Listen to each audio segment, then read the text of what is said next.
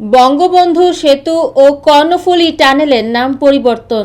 যমুনা নদীর উপর দিয়ে নির্মিত বঙ্গবন্ধু সেতু এবং চট্টগ্রামে কর্ণফুলী নদীর নিচে তৈরি করা বঙ্গবন্ধু শেখ মুজিবুর রহমান টানেলের নাম পরিবর্তন করেছে সরকার। বুধবার ২৬ ফেব্রুয়ারি সেতু বিভাগ থেকে জারি করা এক প্রজ্ঞাপনে এ তথ্য জানানো হয়। এতে বলা হয়, বঙ্গবন্ধু শেখ মুজিবুর রহমান টানেলের নাম কর্ণফুলী টানেল ও বঙ্গবন্ধু সেতুর নাম পরিবর্তন করে যমুনা সেতু করা হলো। এই সিদ্ধান্ত তাৎক্ষণিকভাবে কার্যকর হবে। যমুনা নদীর উপর ৪.৮ কিলোমিটার দীর্ঘ সেতুটি ১৯৯৮ সালের জুন মাসে এবং চট্টগ্রামে কর্ণফুলী নদীর তলদেশে দেশের প্রথম টানেল ২০২৩ সালের অক্টোবরে যান চলাচলের জন্য খুলে দেওয়া হয়। যমুনা নদীর উপর নির্মিত বঙ্গবন্ধু সেতু ১৯৯৮ সালে ২৩ জুন চালু হয়। অনেকে এটিকে যমুনা সেতু নামেই ডাকতেন।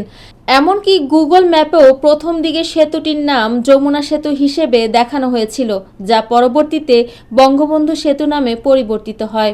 অন্যদিকে চট্টগ্রামের কর্ণফুলী নদীর নিচে নির্মিত বঙ্গবন্ধু শেখ মুজিবুর রহমান টানেল ২০২৩ সালের ২৮ অক্টোবর উদ্বোধন করেন তৎকালীন প্রধানমন্ত্রী শেখ হাসিনা।